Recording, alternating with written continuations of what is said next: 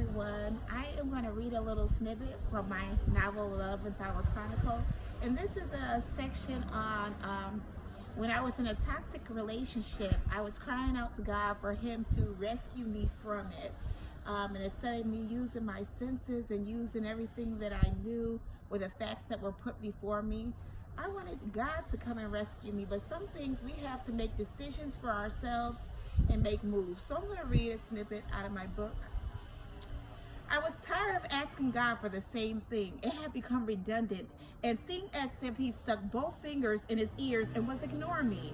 I had to ask myself another question. Is God really ignoring me, or am I ignoring God?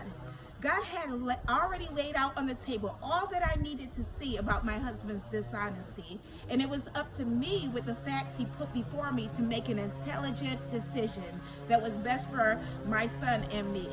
No matter how much I prayed for God to change Clayton, God was not going to force Clayton against his free will to love me or even treat me right, for that matter. I repeated those same words until I finally understood. I had to love myself more. I had to be all right with knowing that it was time to walk away. Regardless of the funds I invested, the time I wasted, and the love I poured out on him that he blatantly took for granted.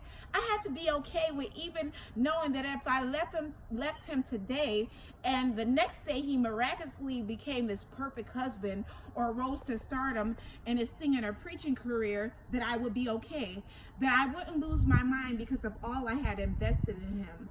I was waiting for God to come out and tell me plainly to leave him, but God gave me 5 good senses and wanted me to use them for a change. As Christians, I had to question if I was so spiritually deep that I couldn't make an intelligent earthly decision for myself. Again, I ask, is there a fine line between faith and insanity? I was living a life of insanity by doing the same thing repetitively and expecting different results. Too often, Christians try to close their natural eyes and ears and only use their spiritual senses, but revelation comes from a balance of using them both spiritually and naturally. We have to open our eyes. A lot of times we could be in toxic relationships, and we could be in a season of that relationship not changing, not getting better for so long, and we keep on taking mistreatment and abuse.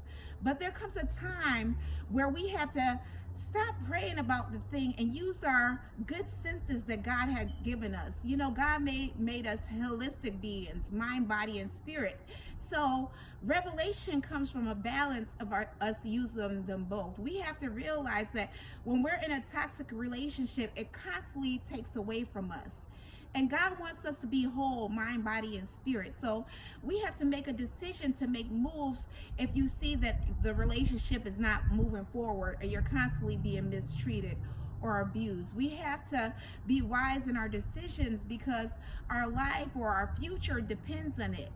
We have to know that relationships are about the same love being reciprocated or more.